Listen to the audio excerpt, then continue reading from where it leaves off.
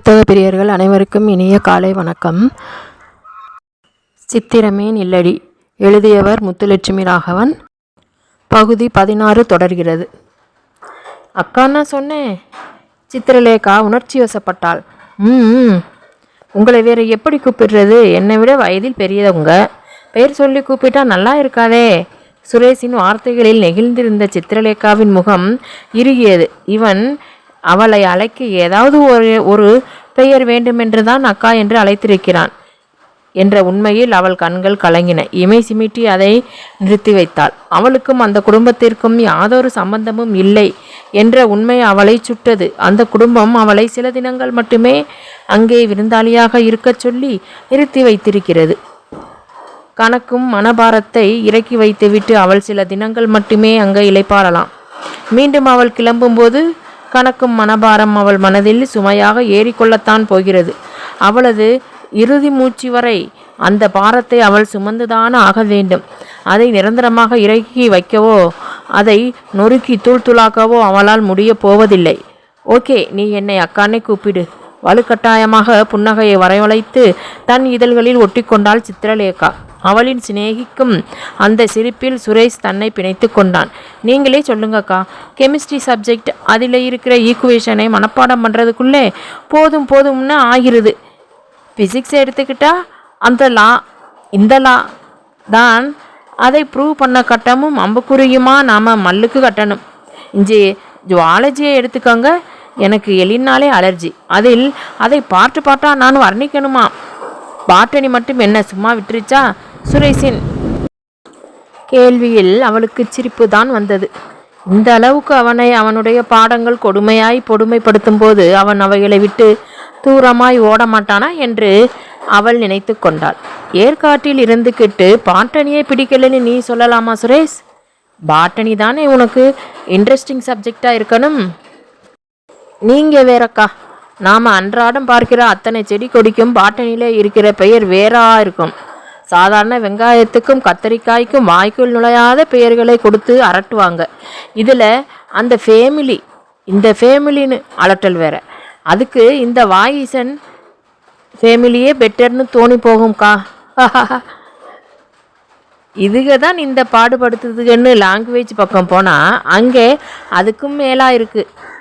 அழகு தமிழை கூவிலங்காய், கருவிலங்காயின்னு கூறு போட்டு காட்டணும். அது இலக்கணம்டா.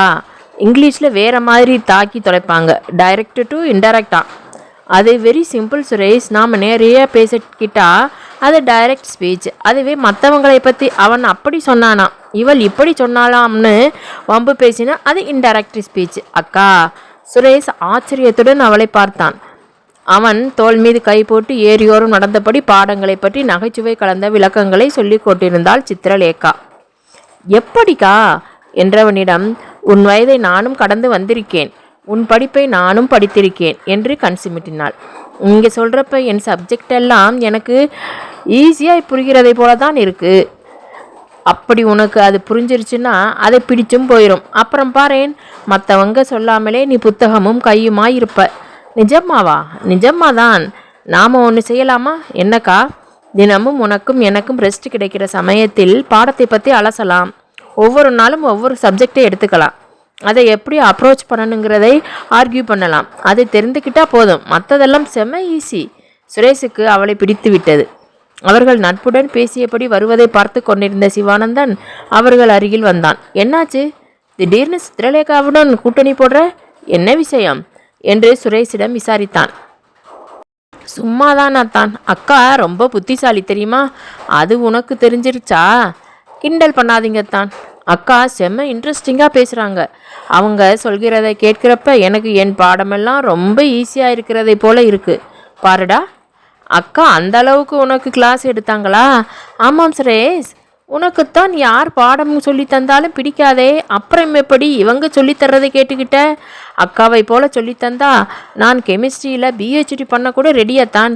சுரேஷ் உற்சாகமாக பேசி கொண்டிருந்ததை கேட்டபடி அங்கே வந்த மகேஷ் சித்திரலேகாவை பார்த்தபடி சுரேஷிடம், எந்த கெமிஸ்ட்ரியை சொல்கிறடா என்று கேட்டான். நீ சொல்கிற கெமிஸ்ட்ரி இல்லை மகேஷ், இறுகின முகத்துடன் சொன்னான் சிவானந்தன். அதற்குள் ஜெகதீசன் அவர்களை நோக்கி வந்துவிட அவர்கள் படகு சவாரிக்காக நடந்தார்கள். லேசாக பின்தங்கிய சித்திரலேகா மகேஷிடம் பேசினா திட்டுறீங்க, அதுவே சுரேஷிடம் பேசினா மட்டும் எதையும் சொல்ல மாட்டேங்கிறீங்க என்று விரசமாக வினவினாள். சிவானந்தனின் மௌன முறைப்பில் அவள் முகத்தில் மெல்லிய சிரிப்பு படர்ந்தது. அதில் சிவானந்தனின் இறுகிய முகம் இலகியது. அவர்கள் காத்திருந்த படகுகளில் ஏரியை வலம் வர ஆரம்பித்தார்கள். இயற்கை எழில் மிகுந்த குன்றையொட்டி அமைந்திருந்தது அந்த பிரம்மாண்டமான ஏரி. அதன் அழகையும் விஸ்தீரணத்தையும் ரசித்து பார்த்த சித்திரலேகாவை சந்தடி இல்லாமல் நகர்ந்து ஓட்டி அமர்ந்தான் சிவானந்தன். வாகீசன், அபிராமி, ஜெகதீசன், பவானி, அகிலேஷன், துர்கா என்று பெரியவர்கள் எல்லோரும் ஒரு படகில் ஏறிவிட இளையவர்கள் அடுத்த படகில் ஏறிக்கொண்டார்கள். சிவானந்தனின் அருகே அமர மேகாவும் மானியும் மற்றவர்களின் கவனத்தை கவராத வகையில் முயன்று கொண்டிருக்க மகேஷ் சித்திரலேகாவின் அருகில் இருந்த இடத்தை குறிவைத்து கொண்டிருந்தான். சித்திரலேகாவோ சுரேஷின் பக்கத்தில் உட்கார்ந்து மீனை காட்டி அதன் விலங்கியல் இயல்புகளை பற்றி விவரிக்க ஆரம்பிக்க சிவானந்தன் வெகு இயல்பாக அவளின் மறுபுறமாக இருந்த இடத்தில் உட்கார்ந்து விட்டான். சித்திரலேகாவை நடுவில் விட்டு இந்த பக்கம் சுரேஷ், அந்த பக்கம் சிவானந்தன் என்று அமர்ந்து விட்டதினால் மற்ற மூவரும் வேறு வழியின்றி அவர்களுக்கு எதிர்பக்கமாக அமர்ந்தார்கள். அழகான ஏரி சுரேஷ், ரசித்தாள் சித்திரலேகா. அந்த ஏரியின் அழகில் அவள் முகத்திலிருந்த தனிமை உணர்வு விலகுவதை பரிவுடன் பார்த்தான் சிவானந்தன். ஆமா அக்கா, இந்த ஏரியை நம்ம ஆளுக கண்டுபிடிக்கல, இங்கிலீஷ்காரர்கள் தான் முதலாக இதை கண்டுபிடிச்சாங்க ஆர்வமாக சொன்னான் சுரேஷ். அவனுக்கு தெரிந்ததை சொல்லும் அவனுடைய ஆர்வத்தையும் உற்சாகத்தையும் புரிந்து கொண்ட சித்திரலேகா அவன் போக்கிலேயே அவனை பேசவிட்டு விழிவிரித்து அதை கேட்டு அவனை ஊக்கப்படுத்தினாள். செம இன்ட்ரெஸ்டிங், உனக்கு நிறைய தெரிஞ்சிருக்கு சுரேஷ். நம்ம நாட்டிலே இருக்கிற இப்படிப்பட்ட இயற்கை வளத்தை நாம் கண்டுபிடிக்கலையா? அந்த கொடுமையை ஏங்கா கேட்குறீங்க? எப்போவுமே நமக்கு நம்மக்கிட்ட இருக்கிற பொருளோட அருமை தெரியாது இல்லையாக்கா? அதுபோலத்தான் இந்த ஏற்காடும். நிறைய பேருக்கு இதன் அருமை தெரியலை. இங்கிலீஷ்காரனுக்கு அது தெரிஞ்சிருந்தது. இது ஏரிகளால் சூழப்பட்ட காடுங்கிறதால ஏற்காடாக ஆக்கினான். காபி தோட்டங்களையும் ஆப்பிள் தோட்டங்களையும் போட்டான். அதுக்கப்புறமா சுற்றுலாத்துறை இந்த ஊரை கையில் எடுத்துக்கிட்டாலும் இன்னமும் மக்களுக்கு கொடைக்கானல், ஊட்டிக்கு ஏற்காடு ஒன்றும் குறைந்ததில்லைன்னு புரியலைக்கா. நானும் இதை நினைச்சேன்டா. நம்ம ஊர் பெருமையை கண்டுபிடிக்க இன்னொருத்தன் வர வேண்டி இருக்கு. சுரேஷிடம் பேசியபடி ஓரக்கண்ணால் சிவானந்தனை பார்த்து கொண்டாள் சித்திரலேகா. அவன் இயல்பாக நகர்வதை போல அவளை ஒட்டி உராய்ந்ததில் அவளுக்குள் புதுவிதமான உணர்வின் அலைகள் எழும்பத் தொடங்கின. அவளது பாதம் உயர்ந்து அவள் பாதத்தின் விரல்களை நெருடியதில் அவளுக்குள் மின்சாரம் பாய்ந்தது. அவனது கைவிரல்கள் அவன் முழங்காலில் படிந்தது. சித்திரலேகா பேச மறுத்தாள். அவளது மனம் முழுவதும் அவனது ஸ்பரிசத்தின் இன்பமே ஆக்கிரமித்திருந்ததில் சுரேஷிடம் கோர்வையாக பேச முடியாமல் திணறினாள். புதுவிதமான அந்த அனுபவத்தில் அவரது பெண்மை சுகம் கண்டது. ஏரியை சுற்றி வந்த படகுகள் ஏரியின் மையத்திலிருந்து சிறு தீவில் போய் நின்றன. அதிலிருந்து இறங்கிய போது சிவானந்தன் மறக்காமல் சித்திரலேகாவிற்கு கை கொடுத்து இறக்கிவிட்டான். அதில் அவள் விரல்கள் நடுங்க ஆரம்பித்தன. என்ன அத்தான், எங்கே போனாலும் உங்கள் ஃப்ரெண்டை மட்டும்தான் பார்த்துக்கிருவீங்களா? என்னை கவனித்து கை கொடுக்க மாட்டீங்களா? மெகா வெளிப்படையாக சினுங்கியதில் வாணிக்குள் கோபம் பொங்கியது. அதற்குள் சித்திரலேகாவிடம் பேசியபடி நடந்துவிட்ட சிவானந்தன், மகேஷ், உன் தங்கைகளை இறக்கிவிடு என்று உத்தரவு பிறப்பித்தான். நீ உன் தங்கையையா இறக்கிவிட்டாய்? மகேஷிற்கு பற்றி கொண்டு வந்தது.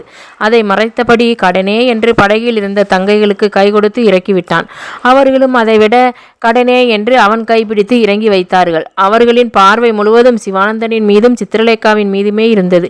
ஏரியின் நடுவில் இருந்த அந்த சிறிய தீவில் மிருக காட்சி சாலை இருந்தது. அதை பார்த்த சித்திரலேகாவுக்கு அதிசயமாக இருந்தது. போதாத குறைக்கு அங்கே செயற்கை நீரோற்றும் இருந்ததில் அவள் உற்சாகமாக அவற்றை சுற்றி சுற்றி வந்தாள்.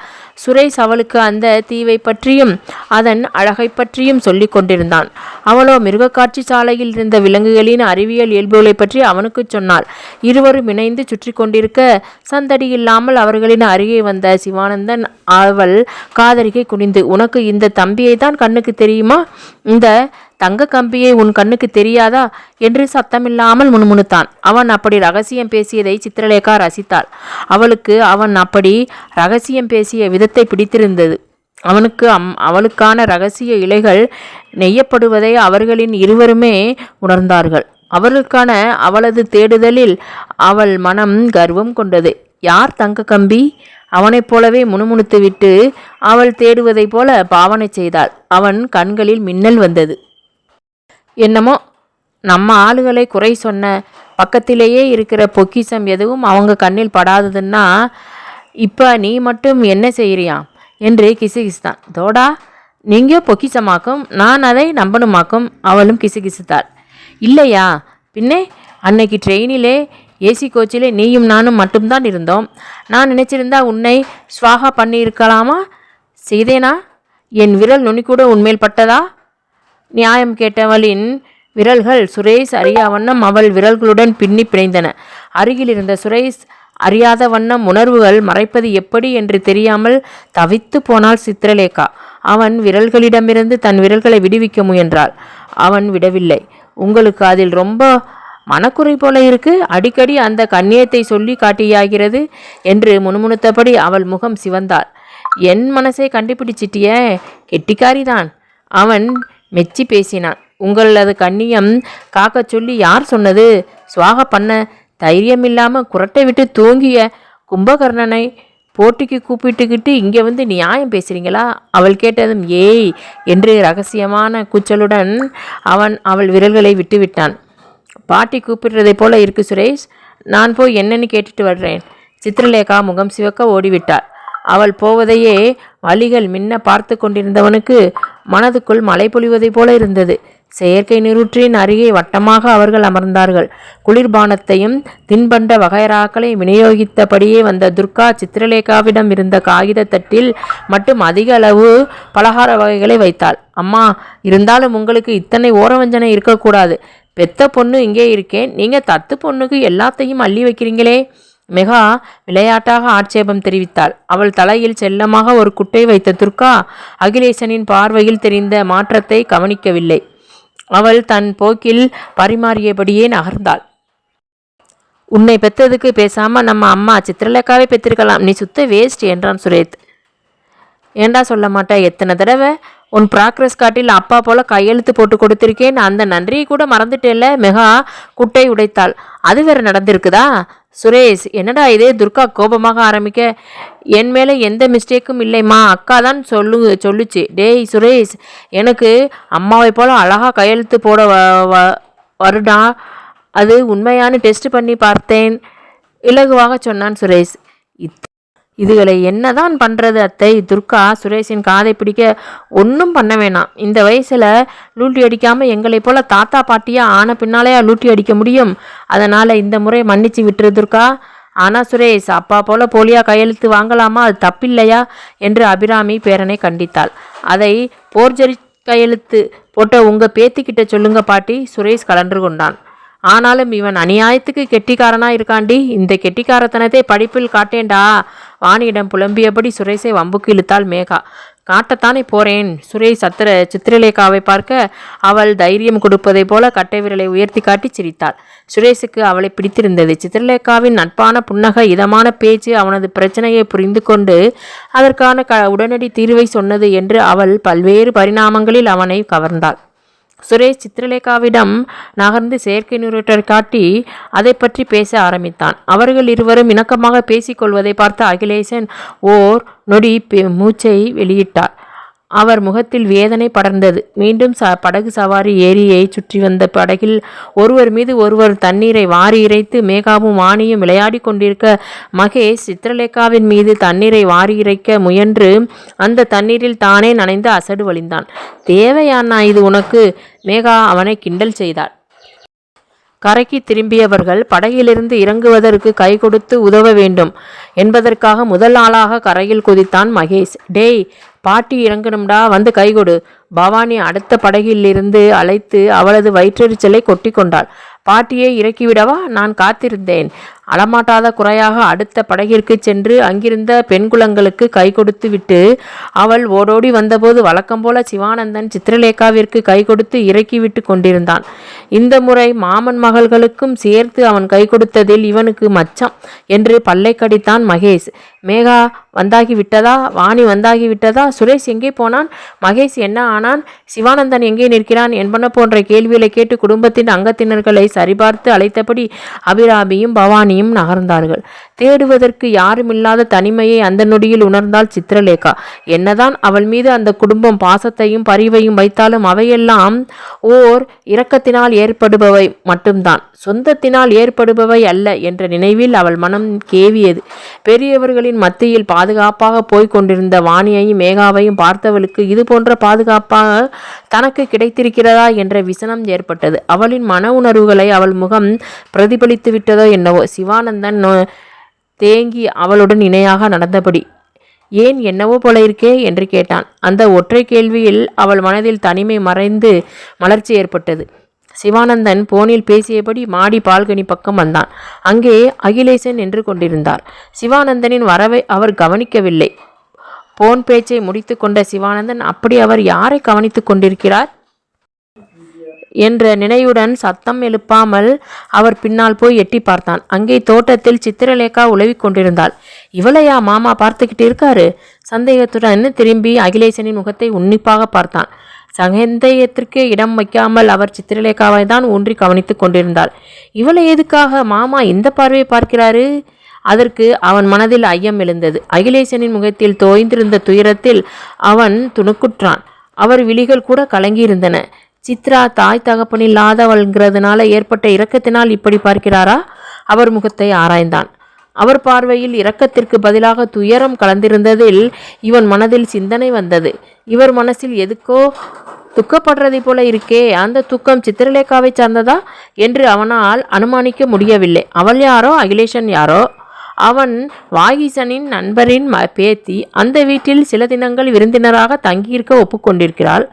அவள் மீது இந்த வீட்டில் உள்ளவர்களுக்கு அனுதாபம் வருவது இயற்கை. அகிலேசன் மனதில் துக்கம் வருவது இயற்கை அல்லவே. இவர் எவ்வளவு நேரம்தான் சித்திரலேகாவை பார்வையிட்டு கொண்டிருப்பார் என்பதனை பார்த்துவிட வேண்டும் என்று மனதுக்குள் தீர்மானித்து கொண்டான் சிவானந்தன். அவன் தீர்மானத்தை மனதுக்குள் நிறைவேற்றி ஒரு நொடி கூட ஆகியிருக்காது. அதை உடைத்தெறிவதை போல சிவானந்தனின் செல்போனின் மணி இசைக்க தொடங்கிவிட்டது. அகிலேசன் திரும்பி அவனை பார்த்து விட்டாள். கெடுத்தியே காரியத்தை.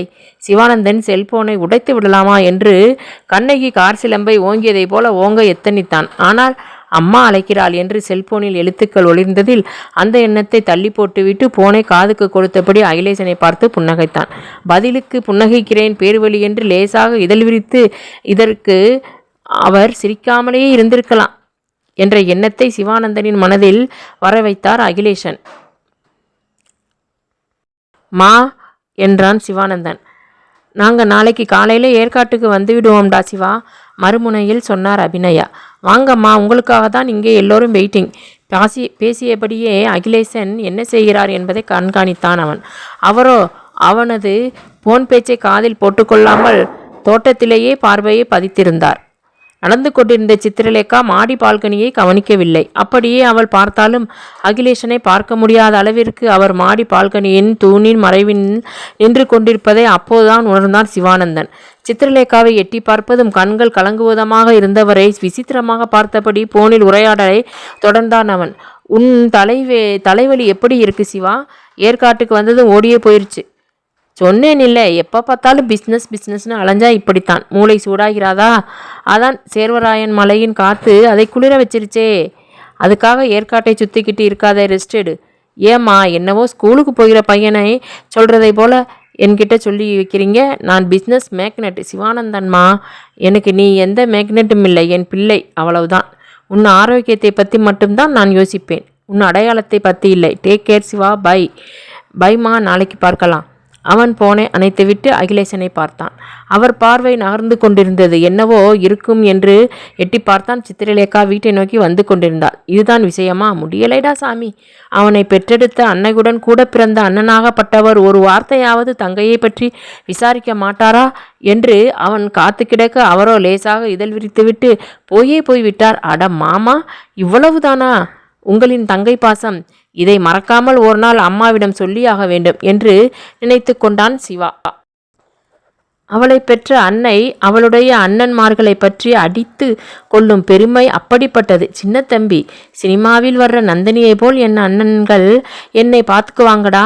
அண்ணா எனக்கு இது வேணும்னு நான் வாயை திறந்து சொல்ல வேணாம். லேசா கண்ணசைச்சாலே போதும், அது மழையாய் இருந்தாலும் கட்டி இழுத்துக்கிட்டு வந்து என் காலடியிலே போட்டுருவாங்க. இந்த உலகத்திலே எனக்கு அடுத்ததாகத்தான் மற்றவங்களே அவங்க நினைப்பாங்க. அப்பேற்பட்ட அண்ணனுக என் அண்ணனுக. இது போன்ற பெருமை அடித்திருந்ததால் அவ்வப்போது பவானி துர்கா மனத்தாங்கல்களுக்கு ஆளாக நேர்ந்தாலும் அபிநயா இந்த பெருமை பேசுவதை மட்டும் என்றைக்கும் நிறுத்தியதே இல்லை. அதை தினமும் ஒரு முறையாவது அவள் கழுத்தில் தாலியை கட்டியிருக்கும் கோபிநாதனிடம் சொல்லாமல் அவள் இருந்ததில்லை. தனது அண்ணன்களை பற்றி பேசும்போது பாசமலர் சிவாஜி கூட அவர்களுக்கு நிகராவாரா என்ற கேள்வியை அவள் எழுப்பி வைப்பாள். மலர்ந்து மலராத பாசமலராய் கனவுலகில் பவனி வரும் அவளிடம் இந்த நிகழ்வை சொல்ல அந்த கனவுலகம் பொய்த்தே ஆக வேண்டுமென்ற முடிவுக்கு வந்தான் சிவானந்தன். பின்ன என்ன, அந்த மாமா எதை கேட்டாலும் கொண்டு வந்து கொடுக்கறதுக்கு அப்பா காத்துக்கிட்டு இருக்கார். இவங்க என்னடானா என்ன அண்ணனை போல உண்டான அரைத்த மாவையே தினமும் அரைச்சி தள்ளிக்கிட்டு இருக்காங்க. இதை சொன்னாலாவது அவங்க மாவரைக்கிறதை நிறுத்துறாங்களான்னு பார்க்கலாம். அவனுக்கு அவன் தலைவலி. அம்மா அம்மா, உங்கள் ஆசை அண்ணன் பாசப்பயிரை வளர்த்து அதில் பாசமலரை மலர வச்சுட்டு இருக்கிற உங்கள் அருமை அண்ணன் அகிலேஷன் பக்கத்தில் நான் நின்று உங்ககிட்ட ஃபோன் பேசினேன். அதுலேயும் சத்தமாக நாளைக்கு காலையிலே கிளம்பி வந்துடுவீங்களாமான்னு கேட்டேன். உங்கள் அண்ணன் ஒரு வார்த்தையாவது என்கிட்டே மருமகனே என் தங்கை எப்போ வரப்போகுதுன்னு கேட்கணுமே. பிடித்து வைத்த பிள்ளையாரை போல பேசாமல் நின்றுக்கிட்டு இருந்தார். கொழுக்கட்டையை கையில் கொடுக்கலாம்னு கூட யோசித்தேன், வேண்டாம்னு விட்டுட்டேன். இதுதான் உங்கள் பாசமலர் அண்ணனோட பாசம். எனக்கு புல்லரிச்சு போச்சுமா. பாசம்னா இதுதான் பாசம். இப்படி சொல்லும்போது அபிநயாவின் முகம் எப்படி மாறப்போகிறது என்பதை பார்த்தே ஆக வேண்டும் என்ற அவனுக்குள் மிகுந்தது. அங்கே அகிலேசன் நின்றிருந்த இடத்தில் ஒரு புத்தகம் விரிந்த நிலையில் விழுந்து கிடந்தது. அதிலிருந்து ஒரு புகைப்படம் பாதி தெரிந்தும் தெரியாத நிலையில் வெளியே நீட்டிக்கொண்டிருக்க குனிந்து புத்தகத்தை போட்டோவுடன் சேர்த்து எடுத்தான் சிவானந்தன். யாரோட படம் இது? யோசனையுடன் அந்த புகைப்படத்தை பார்த்தவன் திகைத்து நின்று விட்டான். கருப்பு வெள்ளை புகைப்படத்தில் அமைதியான சாந்தம் தவழும் முகத்துடன் இருந்தது வேறு யாருமல்ல, சித்திரலேகாவைதான். இவளா? சித்திரலேகாவின் புகைப்படம் அகிலேசனிடம் எப்படி வந்தது என்று அந்த புத்தகத்தை பிரித்து பார்த்தான் சிவானந்தன். அதன் முதல் பக்கத்தில் வி அகிலேசன் MSc 2ஆம் ஆண்டு என்று எழுதப்பட்டிருந்தது. இது மாமாவோட பாட புத்தகமா? வருடங்கள் பலவாகி விட்டதால் புத்தகத்தின் ஓரங்கள் நைந்திருந்தன. பக்கங்கள் மஞ்சள் வர்ணத்துடன் லேசாக இற்று போனதை போல இருந்தது. அந்த புத்தகத்துக்குள் தான் கருப்பு வெள்ளை புகைப்படத்தின் நாயகியாக சித்திரலேகாவும் இருந்தாள். சிவானந்தன் ஆராயும் பார்வையோடு அந்த பக்கங்களை புரட்டி கொண்டிருந்த போது தொலைவில் அவசர நடையுடன் அகிலேசன் வந்து கொண்டிருப்பது அவன் பார்வையில் பட்டது. புத்தகத்தை தேடி வருகிறாரா? அவன் சட்டென்று புகைப்படத்தையும் அது விழுந்து கிடந்த இடத்தில் போட்டுவிட்டு செல்போனை காதுக்கு கொடுத்தபடி பால்கனியில் ஓரமாக போய் நின்றான். டெல்மி விக்ரம், அந்த கனடா கிளையன்ஸ் என்ன சொன்னாங்க? பேசியபடியே ஓரக்கண்ணால் அகிலேசன் என்ன செய்கிறார் என்பதனை கவனித்தான். அவர் குனிந்து புத்தகத்தை போட்டாவுடன் எடுத்து மறைத்து பிடித்து கொண்டார். அவரை சிவானந்தன் பார்க்கிறானா என்று பார்த்தார். அவன்தான் அவருக்கு முதுகு காட்டி நின்று பேசி கொண்டிருந்தானே. அவன் பார்க்கவில்லை என்ற நிம்மதி அவர் முகத்தில் சூழ்வதை அவன் கண்டான். புத்தகமும் கையுமாக விரைந்து நடைபோட்டவரை யோசனையுடன் பார்த்தபடி அவன் அங்கேயே நின்றுவிட்டான். அவன் மனதில் அந்த புகைப்படத்தில் இருந்த சித்திரலேகா எழுந்து நின்றாள். அவளின் பார்வையும் எளிதான புன்னகையும் அவன் மனதை உறுத்தின. சித்திரலேகாவின் கருப்பு வெள்ளை புகைப்படத்தை எதற்காக அகிலேசன் வைத்திருக்கிறார் என்று புரியாமல் குழம்பியவனுக்கு மனதுக்குள் ஒரு மின்னல் வந்தது. இதை எப்படி யோசிக்காம போனேன்? அவள் திரும்பவும் புகைப்படத்தில் பார்த்த சித்திரலேகாவை மனக்கண்ணில் கொண்டு வந்தான். நேரில் பார்க்கும் சித்திரலேகாவுக்கும் புகைப்படத்தில் பார்க்கும் சித்திரலேகாவுக்கும் இடையில் ஏதோ ஒரு வித்தியாசம் இருப்பதை போல அவன் மனம் உணர்ந்தது. மீண்டும் மீண்டும் யோசித்தான். அப்போதுதான் அது அவனுக்கு புலப்பட்டது. கருப்பு வெள்ளை புகைப்படத்தில் இருந்த சித்திரலேகாவின் உடையலங்காரமும் கூந்தலை வாரியிருந்த முறையும் 20 வருடங்களுக்கு முந்தைய நாகரிகத்தை பிரதிபலித்தது. புகைப்படத்தில் தெரிந்த அமைதியும் சாந்தமும் நேரில் பார்க்கும் சித்திரலேகாவிடம் இல்லை என்பதை அவன் உணர்ந்தான். இவளிடம் ஒரு துருதுருப்பு இருக்கே, படத்தில் அதில் மிஸ்ஸிங்கா இருக்கே. யோசித்து யோசித்து அவனுக்கு தலைவலியே வந்துவிட்டது. எது எப்படியாக இருந்தாலும் சித்திரலேகாவின் புகைப்படம் எப்படி அகிலேசனிடம் வந்தது? அதை ஏன் அவர் புத்தகத்திற்குள் வைத்து கொண்டு அலைகிறார் என்பன போன்ற கேள்விகள் அவனுக்குள் எழுந்தன. அதே சிந்தனையோடு கீழே இறங்கி போனான். அங்கே ஹாலில் இருந்த நீண்ட சோபாவில் மகேஷும் சித்திரலேகாவும் அருகருகே அமர்ந்து பேசி கொண்டிருந்தார்கள். மகேஷ் நகைச்சுவையாய் எதையோ சொல்லியிருப்பான் போல. சித்திரலேகா கலகலத்து சிரித்து கொண்டிருந்தாள். சந்தடி சாக்கில் மகேஷ் அவளை தொட்டு தொட்டு பேசினான். அவள் அதை பெரிதாக எடுத்துக்கொள்ளாமல் சிரித்த முகமாய் அவன் பேச்சை ரசித்து கேட்டுக்கொண்டிருந்தாள். சித்திரலேகா. சிவானந்தனுக்கு கோப அனல் எழுந்தது. அவன் சித்திரலேகாவை முறைத்தபடி போனான். அவனை கண்டது மகேஷ் முகம் மாறினான். சித்திரலேகாவோ எதுவும் நடக்காததை போல இயல்பாக அவனை பார்த்துவிட்டு, நீங்க சொல்லுங்க மகேஷ் என்று மகேஷிடம் பேச ஆரம்பித்து விட்டாள். திமிர். சிவானந்தன் பற்களை நரநரத்தான். மகேஷ் முள்ளின் மேல் இருப்பதை போல உணர்ந்தான். சும்மாவே அவனுக்கு சிவானந்தனை கண்டால் விடவிடென்று இருக்கும். அத்தையின் மகனிடம் எதற்காக பயப்பட வேண்டும் என்று தன்னைத்தானே தேற்றிக்கொண்டாலும் சிவானந்தனின் முன்னால் தான் சுண்டெலியாக மாறிவிடுவதை தெள்ள தெளிவாக உணர்ந்து வைத்திருந்தான் அவன். போலியாக பேசுவதையும் செயல்படுவதையும் வெகு எளிதாக சிவானந்தன் கண்டுபிடித்து விடுவான் என்பதால் எப்போதுமே அவனுக்கு முன்னால் மகேஷ் அடங்கித்தான் வாசிப்பான். அப்போதும் சிவானந்தன் வருவதை கவனிக்காமல் தான் சித்திரலேகாவிடம் அவன் பேசி கொண்டிருந்தான். அவன் வந்து நின்றதை கவனித்த பின்னால் பழையபடி சரளமாக பேச மகேஷ் முடியவில்லை. என்ன மகேஷ், கம்பெனிக்கு கிளம்பலை? சாதாரணமாக கேட்டதை போல இறுக்கமான முகத்துடன் கேள்வி கேட்டபடி மகேஷுக்கும் சித்திரலேகாவுக்கும் நடுகில் உட்கார்ந்து விட்டான் சிவானந்தன். அதை கொஞ்சம் கூட எதிர்பார்க்காத மகேஷிற்கு உடம்பெல்லாம் யாரோ மிளகாயை அரைத்து அப்பிவிட்டதை போல எரிந்தது. போதாக்குறைக்கு அது நேரம் வரை அவன் பேசிய நகைச்சுவைகளை ரசித்து ரசித்து கேட்டுக்கொண்டிருந்த சித்திரலேகாவின் முகத்தில் சிவானந்தனின் உராய்வினால் வெட்கச்சிரிப்பு படர்ந்து வைத்து மகேஷின் எரிச்சலை அதிகப்படுத்தி வைத்தது. போகணுமத்தான் என்ற மகேஷ் போகாமல் அங்கேயே பசை போட்டதை போல உட்கார்ந்து விட சிவானந்தன் புருவங்களை உயர்த்தினான். என்ன? இல்லையத்தான், சித்திரலேகாவை நம்ம கம்பெனிக்கு கூப்பிட்டுக்கிட்டு போகலாம்னு இருக்கேன். மகேஷ் இழுத்து பேசினான். சித்திரலேகாவின் முகக்குறிப்பிலிருந்து அவளும் மகேஷிடம் கிளம்பி போக எத்தனிக்கிறாள் என்பதை புரிந்து கொண்ட சிவானந்தன், சித்திரலேகா என்னுடன் வருகிறதாய் சொல்லியிருக்காங்க, ஸோ நீ கிளம்பு என்று சொல்லிவிட்டான். நான் எப்போது இவனுடன் வருவதாக சொன்னேன் என்ற திகைப்பு சித்திரலேகாவின் முகத்தில் படர்வதை கவனியாதவனைப் போல சிவானந்தன் கை கடிகாரத்தை பார்த்தான். அப்போ நீ கிளம்பு மகேஷ், நாங்கள் பாட்டிக்கிட்ட சொல்லிட்டு பக்கோடா முனையை பார்க்க கிளம்புறோம் என்று மகேஷிடம் சொன்னான். உங்களுக்கு எதுக்கு சிரமமத்தான்? சித்திரலேகாவுக்கு நான் ஊரை சுற்றி காட்ட மாட்டேனா? மகேஷ் நகராமல் சொன்னான். நீ என்ன டூரிஸ்ட் கைடா? காட்டமாக கேட்டான் சிவானந்தன். இதையே நான் திருப்பி கேட்டால் இவன் என்ன செய்வான் என்ற கோபம் முகிழ்ந்த போதும் அதை கேட்க முடியாமல் வேறு கேள்வினைத்தான் மகேஷ் கேட்டான். அப்படி இல்லையாத்தான், ஏற்காடு என் ஊராச்சே, அதனால்தான் அப்படி சொன்னேன். எனக்கு இது என் அம்மாவின் பிறந்த ஊர். இதன் மூளை முக்கையெல்லாம் உன்னை போல நானும் சுற்றி பார்த்திருக்கேன். அதனால் நீ உன் வேலையை பார்க்கப்போ. சித்திரலேகாவுக்கு ஊரை சுற்றி காட்ட வேண்டியது என்னோட பொறுப்பு. அண்டர்ஸ்டாண்ட்? புரிகின்றது என்று சொல்லாமல் மகேஷ் வாய்க்குள் முணுமுணுத்தபடி அரை மனதாக அங்கிருந்து அகன்றான். சித்திரலேகாவை ஒட்டி உட்கார்ந்திருந்த சிவானந்தன் கடுகடுப்புடன் தள்ளி உட்கார்ந்தான். அதில் சித்திரலேகாவின் முகம் சுணங்கியது. பாட்டி. அவன் போட்ட சப்தத்தில் அபிராமிக்கு பதிலாக பொற்கோடி வந்து நின்றாள். நீ என்ன பாட்டியா? அவன் எரிந்து விழுந்தான். விழுகிறதுக்கு மெத்தை இருந்தாலும் உழுகிறதுக்கு கலப்பையை தேடினானா? அந்த கதையா? பொற்கொடி நீட்டி முழக்கினாள். இரு, இப்போ எதுக்காக இந்த கதையை சொல்கிற? சிவானந்தன் இடைமறித்தான். இந்த வீட்டுக்கே மகாராணியா இருந்தாலும் அடுப்படியை விட்டு நகரமாட்டேன்னு பெரியம்மா அடம்பிடிச்சுக்கிட்டு இருக்காங்கய்யா, அதைத்தான் சொன்னேன் என்றாள் பொற்கொடி. அதை நேரடியாக சொல்ல வேண்டியது தானே, கதை என்ன வேண்டி கிடக்கு? நான் சித்திரலேகாவுக்கு ஊரை சுற்றி காட்ட போறேன், பாட்டிக்கிட்ட சொல்லிரு. சிவானந்தன் எழுந்து கொண்டான். மறுத்து பேச வாய் திறந்த சித்திரலேகா அவன் முகத்தின் கடுகடுப்பில் எதையும் பேச பயந்தவளாக அவனுடன் வெளியே நடந்தாள். ஆளுக்கேத்த ஜோடி, ஆசைக்கேத்த மூடுங்கிறாப்புல. அடுத்த பழமையை எதிர்பார்த்த ரத்னாவிடம் ஆரம்பித்த பொற்கொடி சிவானந்தன் சொன்ன செய்தியை அபிராமிடம் சொல்வதாக சமையலறைக்குள் போய்விட்டான். சிவானந்தன் கார் கதவை திறந்துவிட முன்பக்கமாக ஏறிக்கொண்ட சித்திரலேகாவிற்கு என்னவோ போல் இருந்தது. அவனுடன் அவள் பேசிய தனிப்பட்ட பேச்சுக்களை நினைத்து பார்த்தாள்.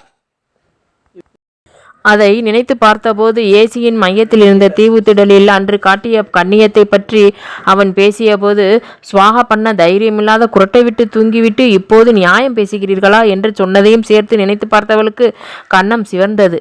அவன் மனதில் அதை போன்ற இனிமையான நினைவுகள் இல்லை போல. முகத்தை கடுமையுடன் காரை வேகமாக அவன் ஓட்டியதில் சித்திரலேகா பயந்து போனாள். கொஞ்சம் மெதுவாய் பொங்கலேன் ப்ளீஸ்.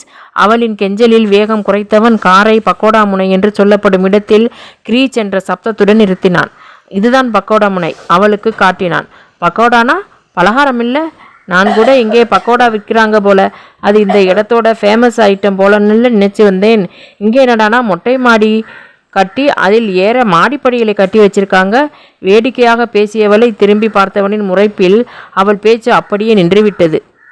பக்கோடா முனை என்று அழைக்கப்பட்ட அந்த சின்னஞ்சிறு கட்டிடம் கிராமத்தின் வயல்வெளிகளில் அமைக்கப்பட்டிருக்கும் பரணை போல் இருந்தது. சித்திரலேகா வர்ணித்ததை போல பால்கனியின் அமைப்பு போல இருந்த அந்த இடத்தில் இருந்து பார்த்தால் சேலம் முழுவதும் தெரிந்தது. இது பக்கோடா முனை. இந்த முனையை இருந்து பார்த்தா மலையின் கீழ்ப்பகுதி முழுவதும் தெளிவாக தெரியும். முக இறுக்கத்துடன் சொன்னான் சிவானந்தன். எதை கொஞ்சம் சிரித்துக்கிட்டே தான் சொல்றது? பின்னலை சுண்டி பின்னால் போட்டபடி படிகளில் ஏறினாள் சித்திரலேகா. அங்கிருந்து பார்த்தபோது சேர்வராயன் மலையின் அழகு முழுவதும் தெரிந்தது. குனிந்து அவள் பார்த்தபோது அவளது பின்னல் தரையை தொட்டதில் அங்கிருந்தவர்கள் வியப்புடன் அவளை பார்த்துவிட்டு தங்களுக்குள் கிசுகிசுத்து கொண்டார்கள். படிகளில் இறங்கி வந்தவளிடம் அவன் முகம் கொடுத்து பேசவில்லை. இதுக்கு ஊரை சுற்றி பார்க்கலாம்னு கூப்பிட்டுக்கிட்டு வராமலே இருந்திருக்கலாம். சித்திரலேகா முணுமுணுத்தாள். அவனிடமிருந்து எந்த பதிலும் வரவில்லை. கார் வீட்டை நோக்கி போவதை போலவும் தெரியவில்லை. அவனிடம் அதை பற்றி கேட்டதற்கு அவளுக்கு பயமாக இருந்தது. முகத்தில் முல்லை கட்டி கொண்டு இருக்கிறவனைப் போல சிடுசிடுன்னு இருப்பவனிடம் என்ன கேள்வியை கேட்பது? பேசாம மகேஷுடன் ஊரை சுற்றி பார்க்க போயிருக்கலாம். அவள் வாய்விட்டு சொல்லிவிட்டதில் கார் கிரீச் என்ற ஓசையுடன் தரையை தேய்த்து கொண்டு நின்றது.